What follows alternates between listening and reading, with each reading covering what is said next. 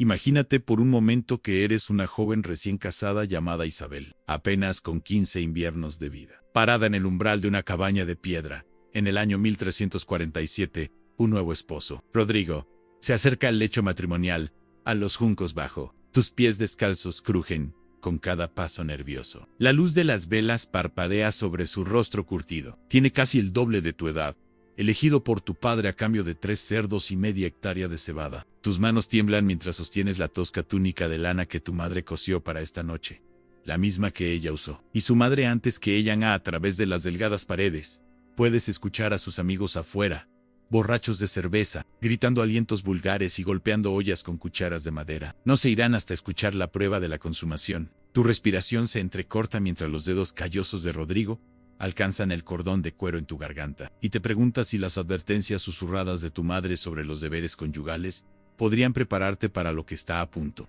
de suceder en esta habitación estrecha y humeante que huele a lana húmeda y cuerpos sin lavar. Esta no es una historia de amor. Esta es la realidad de la intimidad medieval, un mundo donde las prácticas sexuales estaban moldeadas por la superstición, el terror religioso y los instintos de supervivencia que parecerían completamente extraños a nuestra comprensión moderna. Del romance y el deseo, el dormitorio medieval era un campo de batalla, donde los cuerpos se convertían en territorios políticos, donde la doctrina de la Iglesia chocaba con las tradiciones paganas, y donde los momentos más íntimos de la vida humana estaban gobernados por reglas tan extrañas y restrictivas que harían que la piel de una persona moderna se estremeciera. Estas no eran simplemente elecciones personales, eran asuntos de salvación eterna, honor familiar y literalmente de vida o muerte. Permíteme llevarte de vuelta al mundo de Isabel, donde el concepto de violación marital no existía, porque las esposas eran propiedad, donde la sangre menstrual se consideraba tan peligrosa que podía matar las cosechas, y donde la posición sexual incorrecta podía condenar tu alma al infierno por toda la eternidad. En la Europa medieval, el lecho matrimonial nunca era verdaderamente privado. La comunidad, la iglesia y las supersticiones ancestrales tenían una participación en lo que sucedía entre esposo y esposa. Cuando Isabel se casó con Rodrigo en ese otoño de 1347, su unión no se celebró con champán y bailes. Fue una transacción comercial sellada con fluidos corporales, presenciada por vecinos que tenían todo el derecho de exigir. Prueba de la consumación en el ritual de la noche de bodas comenzaba mucho antes de que la pareja se tocara. Primero venía la ceremonia del hecho, donde los invitados de la boda literalmente arrastraban a la novia y al novio a su cámara. Los desvestían mientras cantaban canciones obscenas, y luego se quedaban fuera de la puerta escuchando los sonidos que confirmarían que el matrimonio era legalmente vinculante. Los amigos de Rodrigo no se irían hasta escuchar los gritos de dolor de Isabel, prueba de que su himen había sido roto y el matrimonio consumado. Pero aquí es donde la intimidad medieval se vuelve verdaderamente extraña. La Iglesia enseñaba que incluso las parejas casadas podían cometer pecados mortales en sus propias camas. San Jerónimo, escribiendo en el siglo IV, declaró que un hombre que ama a su esposa demasiado ardientemente es un adúltero. Los padres de la Iglesia creían que el placer excesivo, incluso dentro del matrimonio, era una corrupción del alma. Esto no era meramente teoría teológica, moldeaba cada aspecto de la práctica sexual medieval. Tomás de Aquino, el gran teólogo medieval, estableció reglas explícitas para las parejas casadas en su Suma Teológica. Alrededor de 1265, las relaciones sexuales solo eran aceptables en ciertos días de la semana, durante ciertas estaciones, y en una posición específica: hombre arriba, mujer abajo, cara a cara. Cualquier desviación se consideraba contra natura, y por tanto, pecaminosa. En el sexo oral estaba completamente prohibido, al igual que las relaciones durante la menstruación, el embarazo o la lactancia. La Iglesia calculó que si se seguían todas estas reglas, las parejas casadas solo podrían tener relaciones sexuales aproximadamente 50 días al año. Isabel habría aprendido estas reglas de su madre, quien las aprendió del sacerdote del pueblo durante la confesión. El peso de la condenación eterna se cernía sobre cada momento íntimo. Cuando Rodrigo la alcanzaba en un miércoles prohibido durante la Cuaresma, ella enfrentaba una elección imposible: someterse a la voluntad de su esposo y arriesgar su alma, o negarse y enfrentar su ira en un mundo donde la violencia doméstica no solo era legal sino esperada. La comprensión medieval de la sexualidad femenina se construía sobre malentendidos fundamentales que persistirían durante siglos. Los textos médicos del período, influenciados por fuentes griegas y romanas antiguas, enseñaban que las mujeres eran esencialmente hombres defectuosos. Sus órganos sexuales eran simplemente versiones invertidas de la genitalia masculina. La vagina se consideraba un pene al revés y los ovarios eran testículos internos. Esto no era mera ignorancia, era conocimiento médico codificado, enseñado en universidades de toda Europa. Estas creencias tenían consecuencias profundas sobre cómo la gente medieval entendía el deseo y el placer femenino.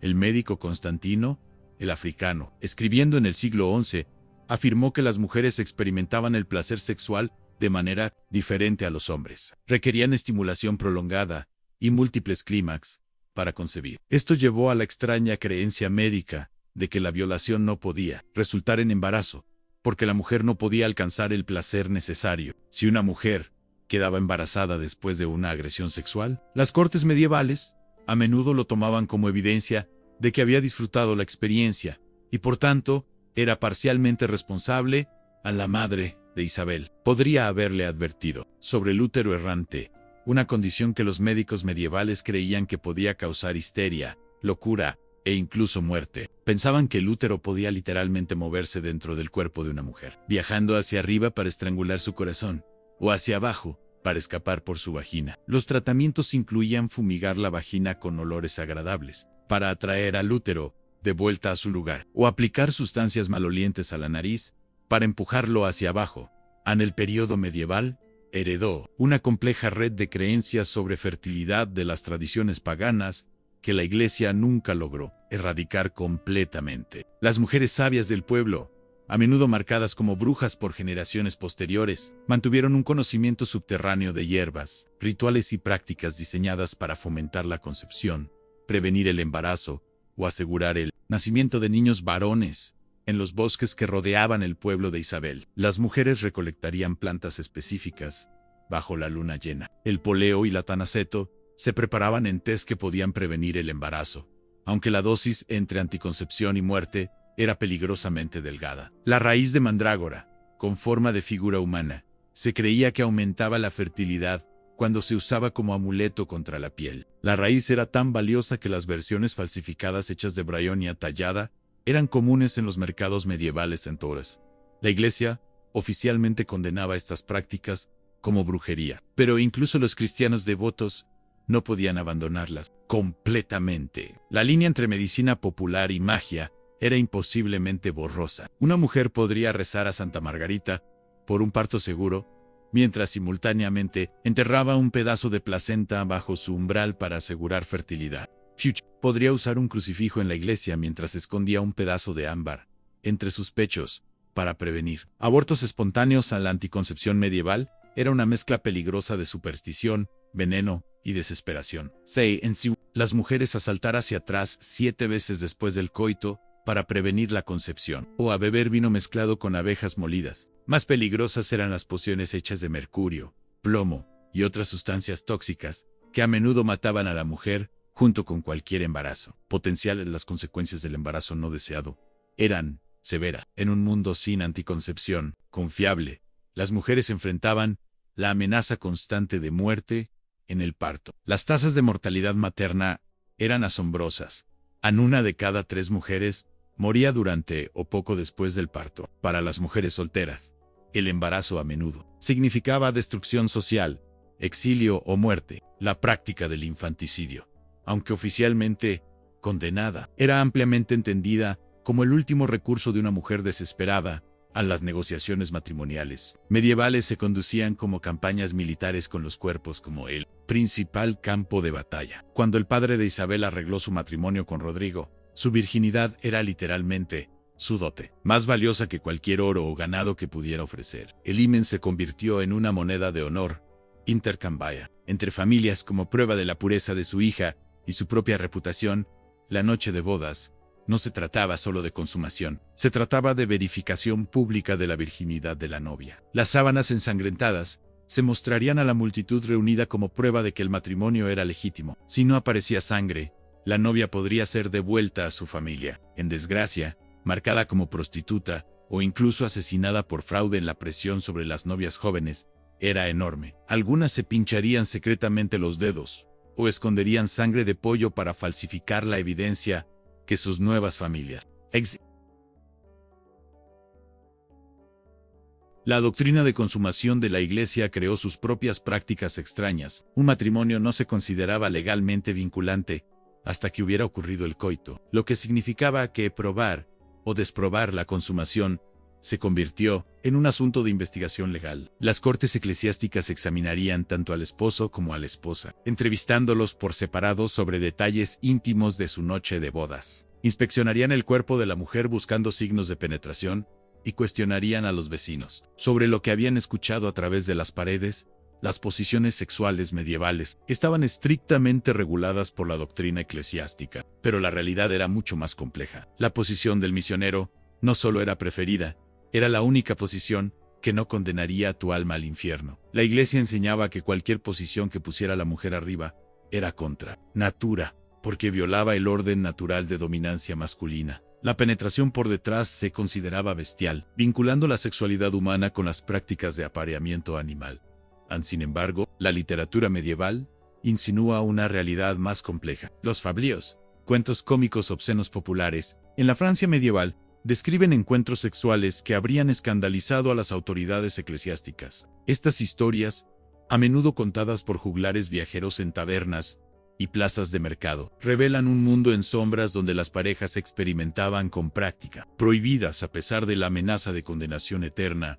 El poeta francés Andrés Capellan, escribiendo alrededor de 1184, describió rituales de cortejo elaborados que incluían instrucciones detalladas para posiciones sexuales y técnicas. Su trabajo sugiere que al menos entre la nobleza había una comprensión sofisticada del placer sexual que iba mucho más allá de las enseñanzas restrictivas de la Iglesia. Sin embargo, estas prácticas eran secretos peligrosos. El descubrimiento podía significar excomunión, exilio o muerte.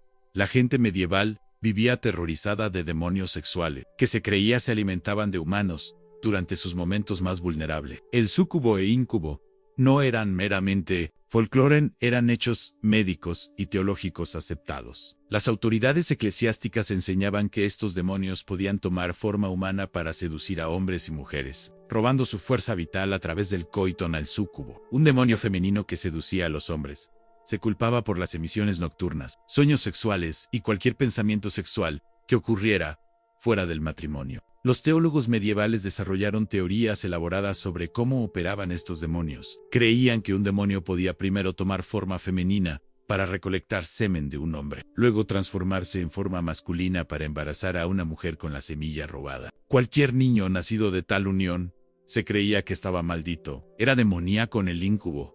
Representaba una amenaza a un mayo para las mujeres medievales. Se decía que estos demonios masculinos eran físicamente más fuertes que los humanos y capaces de dominar a sus víctimas. Las mujeres que reportaban sueños sexuales o experiencias que no podían explicar a menudo eran acusadas de conspirar con demonios. La línea entre víctima y bruja era terriblemente delgada en la parálisis del sueño, ahora entendida como un fenómeno neurológico.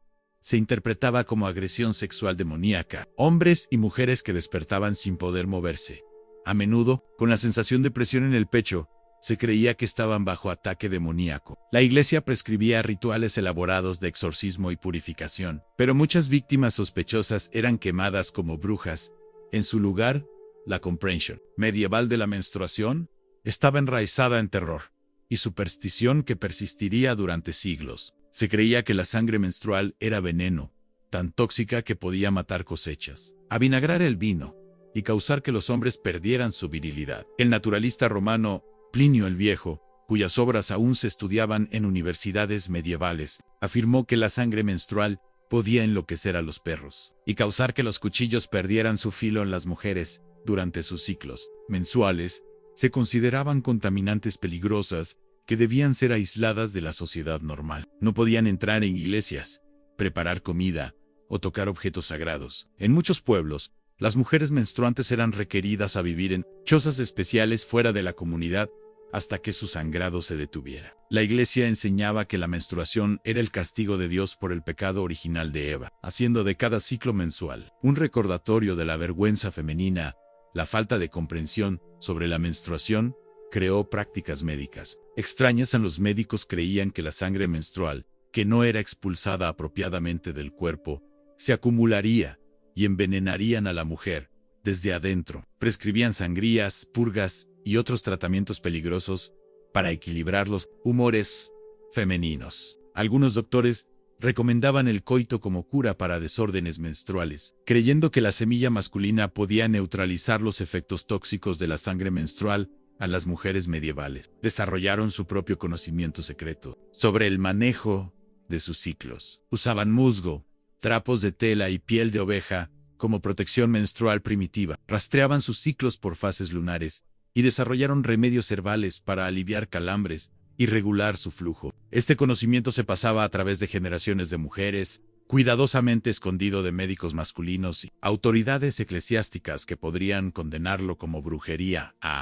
El período medieval vio el surgimiento de teorías elaboradas sobre compatibilidad sexual, basadas en signos astrológicos, humores corporales y características físicas. Los médicos medievales creían que el placer sexual y la fertilidad dependían del equilibrio apropiado de humores calientes y fríos, húmedos y secos en ambos compañeros. Un esposo caliente podría ser incompatible con una esposa fría, llevando a disfunción sexual e infertilidad. El examen físico de posibles cónyuges era común entre familias adineradas. Los médicos examinarían el cuerpo de la novia buscando signos de su temperamento sexual. Las caderas anchas indicaban fertilidad, mientras que las caderas estrechas sugerían esterilidad. El tamaño y forma del pene del novio se analizaba para compatibilidad con su prometida. Estos exámenes se conducían con el mismo desapego clínico usado para examinar ganado. Las autoridades eclesiásticas desarrollaron sus propias teorías sobre compatibilidad sexual, basadas en características espirituales más que físicas. Enseñaban que las parejas que estaban demasiado cercanamente relacionadas, ya sea por sangre o parentesco espiritual, serían maldecidas con disfunción sexual y niños monstruosos. Las reglas complejas de consanguinidad significaban que muchos matrimonios medievales fueron posteriormente anulados cuando se descubrían conexiones familiares previamente desconocidas. La sexualidad medieval estaba profundamente entrelazada con conceptos de honor, vergüenza y posición social. La proeza sexual de un hombre estaba directamente vinculada a su reputación como guerrero y líder. La impotencia no era solo un fallo personal, era una humillación pública que podía destruir la posición de un hombre en su comunidad. Los franceses medievales desarrollaron eufemismos elaborados para la disfunción sexual, creando un vocabulario de vergüenza que permeaba cada aspecto de la interacción social. Para las mujeres, la reputación sexual era aún más frágil. La más leve insinuación de impropiedad podía destruir las perspectivas matrimoniales de una mujer y el honor de su familia. Los pueblos medievales eran comunidades pequeñas, donde todos conocían los asuntos de todos. Una mujer vista hablando con un hombre que no fuera su esposo o pariente podía ser marcada como prostituta. Los estándares de comportamiento femenino eran tan restrictivos que incluso las mujeres casadas vivían en constante temor de chismes y acusaciones. El sistema legal medieval reflejaba estas ansiedades sexuales en su tratamiento de violación, adulterio y agresión sexual. La violación se definía no como un crimen contra la mujer, sino como un crimen contra el hombre que la poseía, su padre, esposo o señor. El castigo por violación variaba dramáticamente dependiendo del estatus social tanto de la víctima como del perpetrador. Un noble que violara a una mujer campesina podría pagar una multa pequeña, mientras que un campesino que violara a una mujer noble enfrentaría tortura y muerte. El adulterio se castigaba incluso más severamente, pero solo para mujeres. Una mujer casada que tuviera sexo con cualquier hombre que no fuera su esposo podía ser asesinada por su esposo sin consecuencias legales. Los códigos legales medievales específicamente otorgaban a los esposos el derecho de asesinar a esposas adúlteras y sus amantes si eran atrapados en el acto. Los hombres, sin embargo, generalmente eran libres de tener sexo con mujeres solteras, prostitutas o sus propias sirvientas sin consecuencias legales. En el período medieval, vio el desarrollo de rituales de cortejo, elaborados que influirían la cultura europea durante siglos. La tradición del amor cortés popularizada en la poesía de los trovadores creó un mundo paralelo donde el deseo sexual se elevaba a una búsqueda espiritual. Estos ideales románticos eran principalmente una fantasía literaria disfrutada por la nobleza, pero tuvieron efectos profundos en cómo la gente medieval entendía la relación entre amor y sexualidad. A la tradición del amor cortés enseñaba que el amor verdadero solo podía existir fuera del matrimonio. La devoción de un caballero a su dama se suponía que permanecería eternamente sin cumplir, existiendo en un estado de añoranza constante que purificaba el alma a través del sufrimiento. Las prácticas de compromiso medieval incluían rituales diseñados para probar la compatibilidad de posibles cónyuges. En algunas regiones, las parejas comprometidas podían dormir juntas vestidas, separadas por una tabla de madera llamada tabla de agrupar. Esta práctica permitía a las familias evaluar si la pareja era físicamente compatible sin arriesgar embarazo o violar la doctrina eclesiástica sobre sexo premarital. El período medieval heredó una tradición compleja de magia sexual y rituales, de fertilidad de culturas paganas anteriores. Estas prácticas fueron empujadas al subsuelo por la persecución cristiana, pero nunca desaparecieron completamente. Los campesinos medievales continuaron practicando rituales de fertilidad antiguos, a menudo disfrazados como celebraciones cristianas o incorporados en medicina popular. La celebración del 1 de mayo retuvo fuertes matices sexuales, a pesar de los intentos eclesiásticos de suprimirla. La gente joven pasaría la noche en el bosque, ostensiblemente recolectando flores y ramas para decorar el pueblo. En realidad, el 1 de mayo era una oportunidad para experimentación sexual y cortejo, fuera de las restricciones normales de la vida del pueblo. Muchos embarazos se calculaban que resultaban de encuentros del 1 de mayo, llevando a un aumento en nacimientos de febrero. En las celebraciones de bodas incluían numerosos rituales de fertilidad, diseñados para asegurar el éxito reproductivo. La novia podría ser rociada con grano o nueces para fomentar el embarazo. El lecho matrimonial sería bendecido con agua bendita, pero también secretamente preparado con hierbas y amuletos creídos para mejorar la fertilidad. Estas prácticas representaban un intento desesperado de controlar la reproducción en un mundo donde la mortalidad infantil era devastadora y la supervivencia familiar dependía de producir niños saludables. La comprensión medieval de la concepción era una mezcla extraña de filosofía aristotélica, doctrina cristiana y sabiduría popular. Los médicos medievales creían que tanto hombres como mujeres producían semilla que se combinaba durante el coito para crear nueva vida. Enseñaban que el orgasmo femenino era necesario para la concepción, llevando a la creencia trágica de que las mujeres que quedaban embarazadas después de violación debían haber disfrutado la experiencia. La gente medieval desarrolló teorías elaboradas sobre cómo influir en el sexo de niños no nacidos. Creían que la concepción durante ciertas fases de la luna produciría niños varones, mientras que otras resultarían en mujeres. Se pensaba que la posición de las estrellas en el momento de la concepción influiría no solo en el sexo del niño, sino también en su personalidad y perspectivas futuras. El período medieval vio el desarrollo de métodos cada vez más sofisticados de control sexual y vigilancia. La Iglesia estableció redes de informantes que reportaban sobre las vidas privadas de sus vecinos. La confesión se convirtió en una herramienta para recolectar detalles íntimos sobre prácticas sexuales, con sacerdotes cuestionando a penitente sobre sus momentos más privados.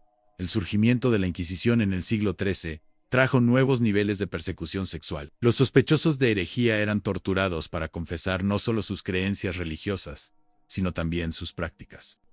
Los manuales de interrogación usados por inquisidores incluían preguntas detalladas sobre posiciones sexuales, frecuencia de coito e incluso las sensaciones físicas experimentadas durante el sexo. Las prisiones medievales incluían castigos especiales para crímenes sexuales. Las mujeres convictas de adulterio podrían ser encarceladas en jaulas tan pequeñas que no podían pararse erguidas, alimentadas solo con pan y agua, hasta que murieran de inanición. Los hombres convictos de violación podrían ser castrados públicamente antes de ser colgados. Estos castigos extremos estaban diseñados no solo para castigar a los culpables, sino para aterrorizar a toda la comunidad hacia el cumplimiento sexual. Cómo regresamos a Isabel en su cabaña de piedra, las manos de Rodrigo aún alcanzándola. En la luz parpadeante de las velas, podemos entender su terror, no solo como miedo personal, sino como el peso de las ansiedades sexuales de toda una cultura presionada sobre sus jóvenes hombros. Ella lleva la carga de la doctrina religiosa honor familiar, vigilancia comunitaria, y su propio deseo desesperado de supervivencia, en un mundo que no le ofrece protección. En el período medieval, nos recuerda que la sexualidad humana siempre ha sido moldeada por poder, miedo y control social. Las prácticas y creencias extrañas de la gente medieval nos parecen ajenas ahora, pero emergieron de las mismas necesidades y deseos humanos fundamentales que impulsan el comportamiento sexual en cada era. Entender la sexualidad medieval nos ayuda a reconocer cómo nuestra propia cultura sexual refleja las estructuras de poder y ansiedades sociales de nuestro tiempo. La intimidad medieval nunca era verdaderamente íntima. Era siempre pública, siempre política, siempre peligrosa. El dormitorio era un campo de batalla donde las almas se ganaban y perdían, donde el honor familiar se defendía o destruía, donde los momentos más privados de la vida humana eran gobernados por reglas que parecían diseñadas para eliminar el placer y maximizar el sufrimiento al final. El periodo medieval nos enseña que la sexualidad es siempre política, siempre peligrosa y siempre esencial para la experiencia humana. Las prácticas íntimas extrañas de la gente medieval eran sus intentos de navegar estas tensiones eternas entre deseo y control, placer y peligro, amor y supervivencia. Sus luchas nos recuerdan que la búsqueda de libertad sexual e intimidad auténtica no es una invención moderna, sino una aspiración humana ancestral que trasciende cualquier momento histórico particular.